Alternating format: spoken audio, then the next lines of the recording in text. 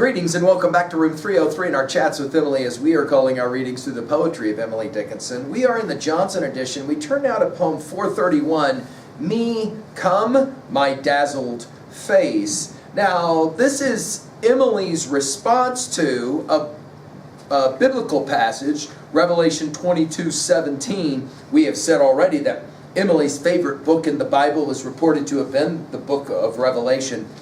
And in 22:17, the passage from the King James Version that she would know goes like this: And the Spirit and the bride say, Come, and let him that heareth say, Come, and let him that is athirst come, and whosoever will, let him take the water of life freely. You guys will maybe remember that when we did all of the poems of Whitman's Leaves of Grass, we call that series Talks with Walt, that we emphasized that the very first word of the deathbed edition of Leaves of Grass, 1892, is the word come. It is an invitation word. Here, though, Emily so subtly will undermine much of the idea that when finally you die, then you get to go to heaven, and then finally your reward happens. This is another dialogue poem, so we don't want to overlook that in our Chats with Emily series. Our assumptions is that you've been following our stuff at learnstrong.net. Down that left-hand side, Chats with Emily, our playlist. I'm hopeful that you worked through our set of introductory comments. I'm hopeful that you have been able to read the preceding 430 poems. We just finished with 430. It would never be common. Now, we know from our study already that Emily has been constantly musing with her question of afterlife and heaven. You remember this from 413 and 427. We are in many ways back to Emily's quest for fame. 7 poems use the word fame in the very first line, and 32 total poems tell us that Emily is often thinking about fame or the desire to be remembered. And of course, again, our series is called Chats with Emily for a reason. We are proving that Emily's thinking about being remembered in this world, not in some world to come, in fact would happen. She had some conviction, some hope, maybe we would say, that in fact it would be that way. In some ways, with this poem, we're back to 343. You guys will remember when we played this game. My reward for being was this, my premium, my bliss, an admiralty lass, a spectre, penniless and realms just dross, when thorns accost my hands with me, miss me, I'll unroll thee, dominions dowerless beside this grace, election, vote, the ballots of eternity will show just that. And you can go back to our study of that poem, and it will inform our study of this poem. And this is how she responds to Revelation 22:17. Me come, my dazzled face in such a shining place. Me here, my foreign ear, the sounds of welcome there. The saints forget our bashful feet. My holiday shall be that they remember me, my paradise, the fame that they pronounce my name.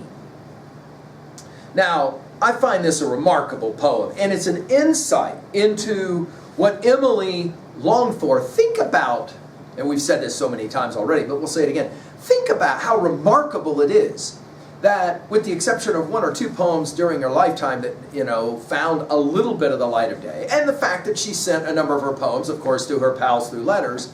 But Emily is not the poet that Walt Whitman was, publishing and republishing through multiple editions of Leaves of Grass. How could she have any hope that someday we would spend our time working through her sets of lines? And as we find each one of them, the range of topics is unbelievable, right? I mean, all of you have said, I can't believe how many different ways she can say the same thing, and it seems like each time brilliantly unique. She will begin, notice, directly coming at the Revelation 22:17 passage.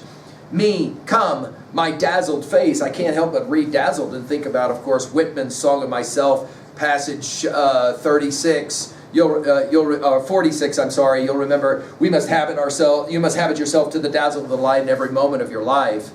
Of course, this dazzled will take us back to 2:43. We'll see dazzled again when we get to 4:73. We saw it in 3:93 as well. And then, of course, we'll see it as well on when we get to 7:27. My dazzled face in such a shining place. Obviously, she's referencing heaven and the description of heaven in Revelation. Me, dash, here, exclamation point. In other words, I'm going to hear that I've been invited to heaven.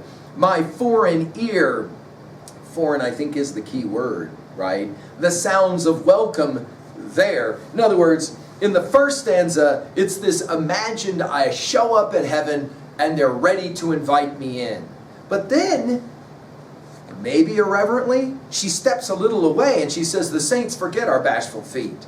This word bashful you'll remember from 345.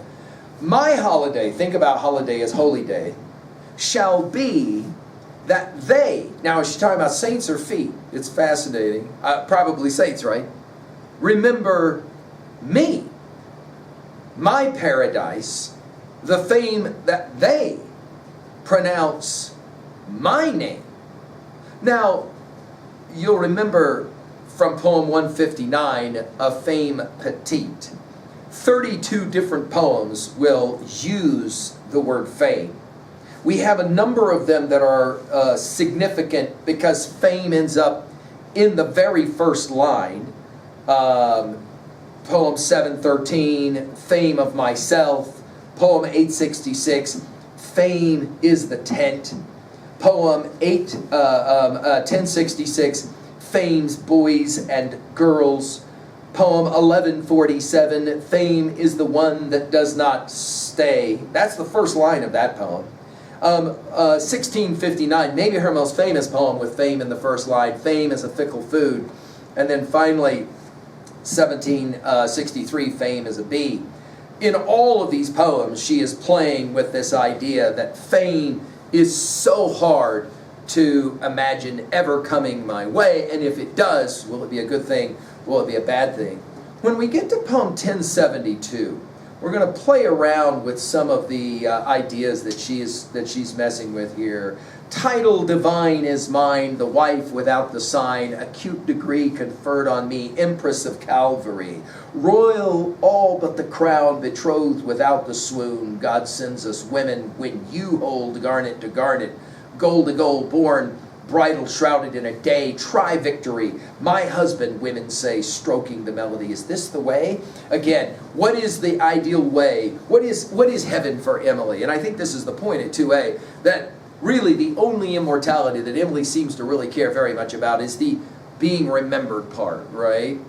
And in that regards, we could argue great creators always do kind of struggle with this famed question. Obviously, Keats comes to mind. At 2b, this is a dialogue poem, and of course it's not clear who the they of that line is. Is it saints or is it her bashful feet?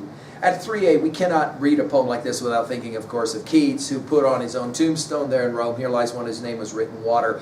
And of course, Keats is, when I have fears that I may cease to be, then on the shore of that world alone I stand and think till love and fame to nothingness do sing. I think Emily was acutely aware that the thing she maybe longed for the most was the thing she was never ever going to really imagine would happen. And yet, here we are, guys, talking about the great Emily Dickinson. Finally, at 3b, to own a set of lines like this, what are your thoughts about being remembered and fame? And do you think that's anything to aspire for? Thank you.